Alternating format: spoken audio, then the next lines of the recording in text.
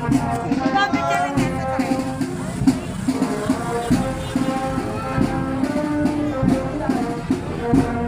Ayun, dito pala yung sumasayaw. Pala dito tayo pumesto. Ay, hindi. Dapat dito talaga kasi dito parada lang eh. Andito pala yung sumasayaw, dapat dito tayo pumesto.